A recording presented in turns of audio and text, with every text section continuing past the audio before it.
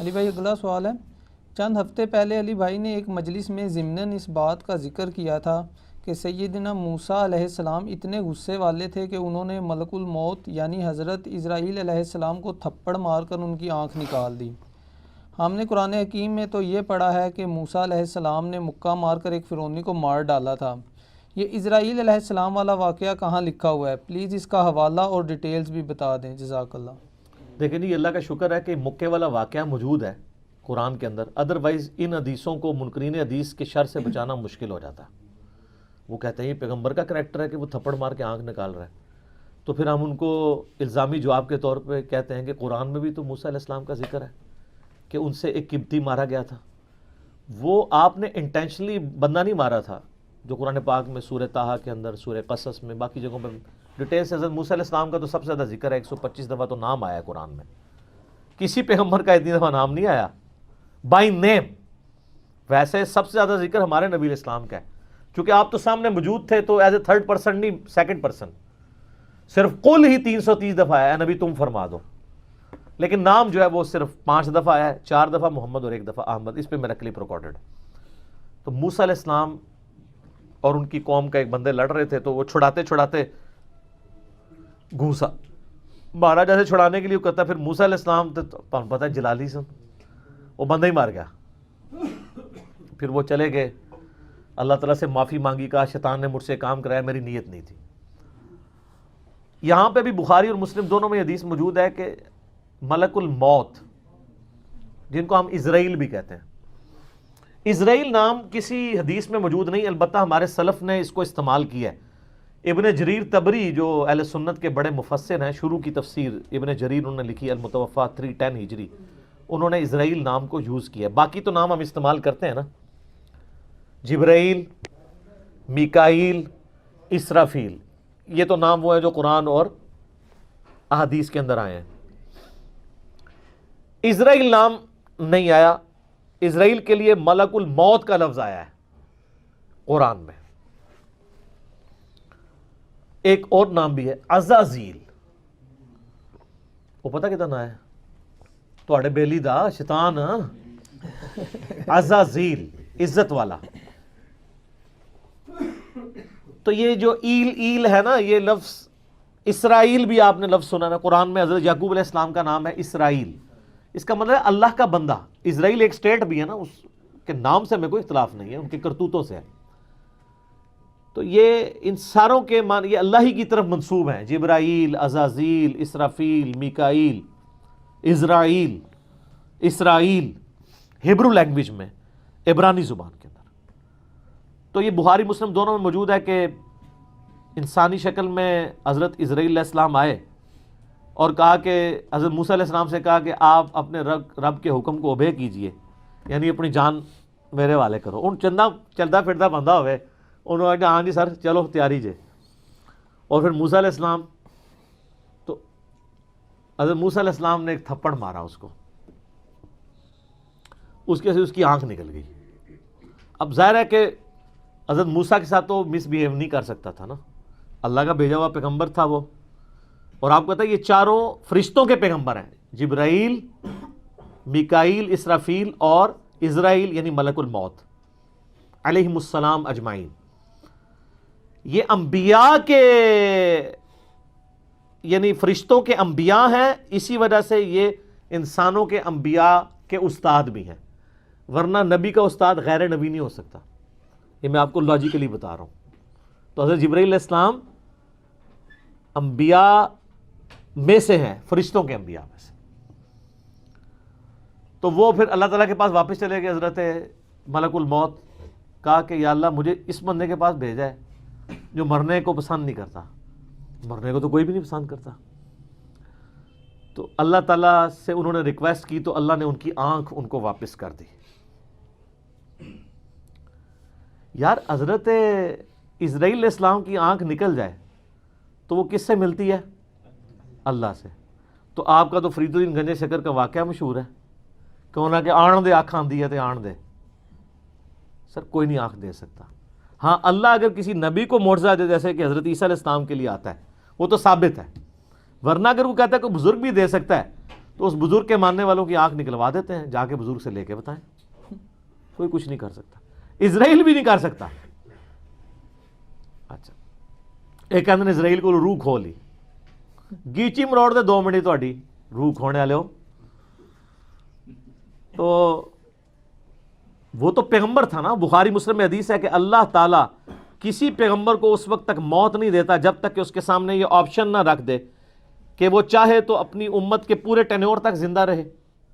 اور بخاری مسلم میں الفاظ ہے کہ نبی علیہ السلام کو بھی یہ آفر آئی تھی، لیکن آپ نے اللہ کو اللہم رفیق الاعلیٰ کہہ دیا تھا، ورنہ آپ قیامت تک زندہ رہتے. اپنے امت، آپ کی تو امت کا ٹینیور بھی لمبا ہے. تو حضرت موسیٰ علیہ السلام نے وہ تھپڑ مارا، وہ اللہ کے پاس گئے. بخاری مسلم کے الفاظ ہیں، اللہ نے آنکھ واپس کی، واپس آئے اور کہا اچھا اس طرح کرو. اللہ کو تو پتہ تھا نا بندہ ذرا جذباتی، میرا ہی بندہ ہے، تو لہٰذا میرا بھی غصے کا برا نہ مانا کرے، منو ہی اللہ نے بنایا ہے. ہر بندے کی نیچر اپنی ہے. ابو بکر عمر نہیں بن سکتے، عمر ابو بکر نہیں بن سکتے، دونوں کی اپنی نیچرز ہیں. A man can never grow out of his skin. انسان جتنا بھی موٹا ہو جائے اپنی سکن سے باہر نہیں نکل سکتا. جو شاکلہ اللہ نے دیا ہے اس کے اندر ہی اس کی وہ ہوئی ہوتی ہے بلٹ اپ. بہرحال اللہ نے فرمایا اچھا موسیٰ سے کہو کہ کسی بیل کی پشت پہ اپنا ہاتھ رکھے، اس کے ہاتھ کے نیچے جتنے بال آ جائیں گے نا اتنے سال اور زندگی بڑھ گئی. سر وہ تو سینکڑوں بال بنتے ہیں. تو حضرت اسرائیل علیہ السلام یہ جب پیکج لے کے آئے نیا کہ حضرت پہلی تے معذرت ہوں اے پیکج ہے تہاڈی مرضی ہے. دیکھو منی پھر موسیٰ دی گئی ہے، ہونا تو چاہیے تھا کہ جس نے مارا ہے اسے بدلہ لیا جاتا، لیکن لاڈلا ہے. تو انہوں نے کہا اچھا اتنے سال میں زندہ رہوں پھر کیا ہوگا؟ انہوں نے کہا پھر موت. کل نفس ذائقۃ الموت، ہر ذی روح نے موت کا مزہ تو چکھنا ہے. تو پھر انہوں نے کہا جب اتنے سال بعد مرنا ہی ہے تو اب کیوں نہیں، جب یہ میں نے جام پینا ہی ہے موت کا. تو پھر انہوں نے کہا اے اللہ بس میں تجھ سے یہ دعا کرتا ہوں کہ مجھے ارض مقدس یروشلم کے قریب کر دے، میں اتنا قریب ہو جاؤں کہ وہاں سے اگر کوئی پتھر بھی پھینکے نا تو میری قبر تک پہنچ جائے، وہ مقدس زمین کے. جیسے ہماری بھی خواہش ہوتی ہے بقیع غرقد میں دفن ہو.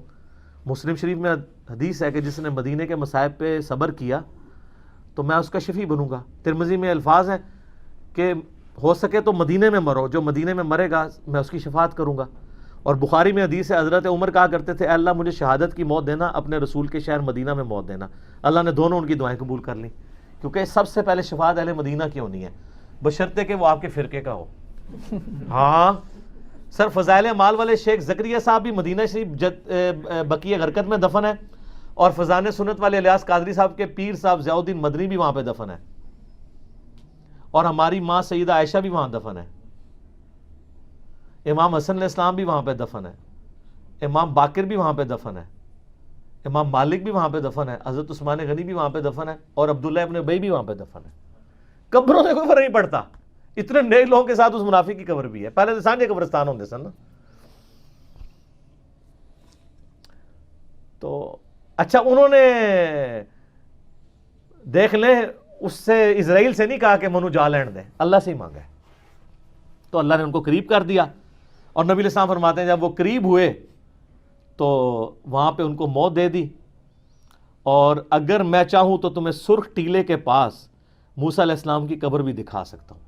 یعنی حضرت موسیٰ علیہ السلام گمنامی میں ایک قبر میں دفن ہے، کوئی مزار نہیں ہے. سر مزار یا لوگوں کا آنا اگر بزرگی کی دلیل ہو تو وہ بزرگ جس کا نام قرآن میں 125 دفعہ ہے موسیٰ علیہ السلام، اس کی قبر بھی ان نون ہے. ظاہر ہے جب وہ اکیلے وہاں پہ، بخاری مسلم میں صحیح مسلم میں 2 حدیثیں ہیں، آپ علیہ السلام فرمایا میں نے شب معراج سرخ ٹیلے کے پاس موسیٰ علیہ السلام کو قبر میں نماز پڑھتے ہوئے دیکھا ہے، اگر میں وہاں سے گزروں تو میں قبر بھی دکھا سکتا ہوں. اور اللہ کر رہے ہیں آخرت کی زندگی میں، اس کا دنیا سے کوئی تعلق نہیں ہے. تو یہ واقعہ بالکل درست ہے. اس پہ منکرین حدیث کا یہ والا اعتراض جو تھا وہ غلط ہے کہ وہ مطلب حضرت موسیٰ علیہ السلام کی ایک طبیعت تھی، وہ کہتے ہیں نہیں وہ نافرمانی کی ہے، اللہ کے حکم کے لیے آئے تھے. اب پتہ نہیں اس وقت کیا گیون سرکمسٹانسز تھے، ہو سکتا ہے وہ یہ ایکسپیکٹ کر رہے ہوں کہ اس نے مجھے آگے آفر کیوں نہیں دی ہے. جیسے نبی علیہ السلام کی بخاری مسلم میں حدیث ہے کہ کوئی نبی بھی آفر کے بغیر نہیں مرتا، تو دیکھو نا بھائی پھر پیکج لے کے آیا نا, وہ پہلے لے کے آتا نا, ٹھیک ہے. باقی ہر چیز اللہ کی مرضی سے ہی ہو رہی ہوتی ہے. ایک واقعہ بننا تھا, بن گیا. اللہ تعالیٰ نے تھوڑا فرشتوں کو بھی جلال دکھا دیا موسیٰ علیہ السلام کا.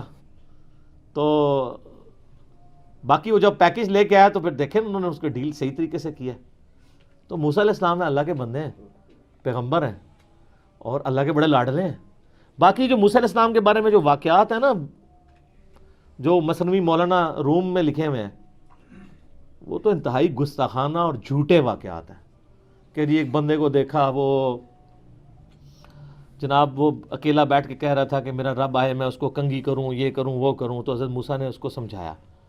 وہ کہتے ہیں اللہ تعالیٰ موسیٰ سے ناراض ہو گیا. دیکھو بھائی موسیٰ کی ڈیوٹی ہے کہ وہ بتائے کہ اللہ کی صفات کیا ہیں. موسیٰ سے ناراض ہونے کا مطلب ہے کہ اللہ تعالیٰ نے موسیٰ علیہ السلام جس کو لوگوں کی رہنمائی کے لیے بھیجا تھا اس کو خود ہی نہیں کلیئر کیا اللہ کے بارے میں کیا عقیدہ ہو. تو یہ نلائکی موسیٰ کی ہے یا اس کے ٹیچر کی ہے؟ یہ تو اللہ کے اوپر چلی جائے گی بات, جھوٹ ہے. پھر ایک اور مثنوی مولانا روم میں واقعہ لکھا ہے کہ وہ اللہ نے کہا مجھے انسانی گوشت چاہیے. بھئی اللہ کو جب انسانی گوشت چاہیے تھا نا تو وہ یہ طریقہ نہیں تھا. وہ ابراہیم علیہ السلام کا تھا اپنے بیٹے کو قربان کر, وہاں پہ بھی مینڈا آ گیا تھا. وہ کہتے ہیں جی حضرت موسیٰ علیہ السلام پھر جگہ جگہ پھرے, کوئی گوشت نہیں دے رہا. ایک بندے نے کہا جی جناب دسو ایتھو وڈاں ہر جگہ دی. انہیں کہا جی ایک بوٹی لے جاؤ, میرے رب نو کیڑی پسند آتی. لوگ کہتے ہیں واہ سبحان اللہ. وہ یہ بتانا چاہ رہے ہیں کہ نانگے پیر جو بیٹھے ہوئے ہیں نا کپڑے اتار کے, ان کا مرتبہ نبیوں سے زیادہ ہے. لیکن یہ ڈائریکٹ کہیں گے تو آپ 295C ان پہ لگائیں گے, تو وہ انڈائریکٹلی اس طرح کی باتیں کرتے ہیں اور آپ سبحان اللہ کہتے ہیں. دیکھو کیڈے شعار نے تواڈے کو کفری گل تے سبحان اللہ کھوا لیندے نے, اور دوست دیتے ہیں مثنوی مولانا روم شریف, جس طرح کو بخاری شریف یا مسلم شریف ہے. یہ مولانا شریف ہی ہے, بخاری مسلم تو نہیں ہے, قرآن تو نہیں ہے. اور پھر اللہ نے ڈانٹا کہ موسیٰ تو بھی تو انسان تھا, تو نے اپنا گوشت کیوں نہیں دیا. دیکھو اور یار جب اللہ نے ابراہیم کو کہا, ابراہیم کے بچے نے بھی دوسری بات نہیں کی ہے, تو موسیٰ بھی پیغمبر تھے, انہوں نے بھی دوسری بات نہیں کرنی تھی. اگر اللہ کے اس حکم کے تحت وہ سارے معاملات چل رہے ہوتے. بالکل جھوٹ ہے. تو اس طرح کی کئی ایک باتیں مشہور کی ہوئی ہیں دین کے نام کے اوپر, سب کے سب فراڈ ہے. اللہ کا شکر ادا کریں کہ آپ کو مرنے سے پہلے پتہ چل جائے. وہ ایک پیر صاحب تھے نا, وہ فوت ہو چکے ہیں. تو وہ بڑا ٹی وی پہ ان کا وہ ایک ٹی وی چینل بھی انگلینڈ سے چلتا تھا. وہ کہتے تھے جی میں بڑا پریشان تھا کہ میں درس و تدریس کا سلسلہ کیسے شروع کروں. میں بڑا پریشان تھا کہ روزانہ درس دینا پڑے گا, کون سی کتاب سے دوں. تو اللہ نے میرے دل میں ڈالا مثنوی مولانا روم دا درس دے. تو اے اللہ نے کتاب اپنے نبی کے ذریعے بھیجی ہے. وَأُوحِيَ إِلَيَّ هَذَا الْقُرْآنُ لِأُنذِرَكُم بِهِ وَمَن بَلَغَ, سورہ الانعام آیت نمبر 19. اے نبی فرماؤ یہ قرآن اس لیے وحی کیا گیا تاکہ اس کے ذریعے میں تمہیں بھی ڈر سناؤں اور ہر اس شخص کو جس تک یہ بات پہنچ جائے. تو بھول گیا, تو اس لیے بھول گیا کہ یہ وہی پیر صاحب ہیں جو کہتے ہیں کہ جی مجھے ایک بندے نے طواف کعبہ کے دوران پوچھا کہ مجھے طواف کعبہ کی دعائیں نہیں آتی ہیں تو میں کیا کروں. تو انہوں نے کہا, میں انہوں نے کہا کہ تو وہابیوں کو گالاں کڈیا کر, ہر طواف تے تمہیں ثواب ہوئے گا. یہ ویڈیو ریکارڈڈ آپ دیکھ لیں, یوٹیوب کے اوپر چڑھی ہوئی ہیں. تو یہ گالیاں نکالنے کے اوپر ثواب کی بشارت. اور طواف کی تو دعائیں ہوتی نہیں, تو مولویوں نے لکھی ہیں طواف کی ایک ہی دعا ہے, ربنا آتنا فی الدنیا حسنہ وفی الآخرۃ حسنۃ وقنا عذاب النار. وہ بھی رکن یمانی سے لے کے حجر اسود تک ہے سنن نبی داؤد میں. اور کوئی دعا نہیں ہے, جو مرضی آپ طواف میں پڑھیں, جو مرضی. مراد یہ گالیاں یہ نہیں کتابوں سے بھابی سنیاں نو گالاں کڈ رہے ہو, سنی بھابیاں نو, شیعہ سنی نو, سنی شیعہ نو, ٹھیک ہے. تو اے نہیں سر, میں نے طواف کعبہ میں ایک انڈین جوڑا دیکھا, بابی اور بابا, انہوں نے ہاتھ میں تسبیح پکڑی ہوئی تھی اور وہ طواف کعبہ میں پڑھ رہے تھے یا معین الحق, یا معین الدین چشتی پال لگا دے کشتی, یا معین الدین چشتی پال لگا دے کشتی. یہ طواف کعبہ میں پڑھ رہے تھے. سر جب مولویوں نے آپ کے ساتھ یعنی صدیوں میں یہ کھلواڑ کیا ہے دین کے نام کے اوپر, تو پھر آپ بھگتیں گے. لیکن اللہ کا شکر ہے ہر عروج کو زوال ہے. ان کا زوال اب آپ کے سامنے ہے کہ باپ دادا گمراہی کے پیشوا تھے, آج اولادیں جو ہیں وہ 3 طلاقیں دے کے اور 4 تکبیریں پڑھ کے اپنے آباء و اجداد کے مذہب کو دفنا کے جھوم جھوم کے کہہ رہی ہے کیا کہ نام ہے وابی, نام ہے بابی, میں ہوں مسلم علمی کتابی. ٹھیک ہو گیا.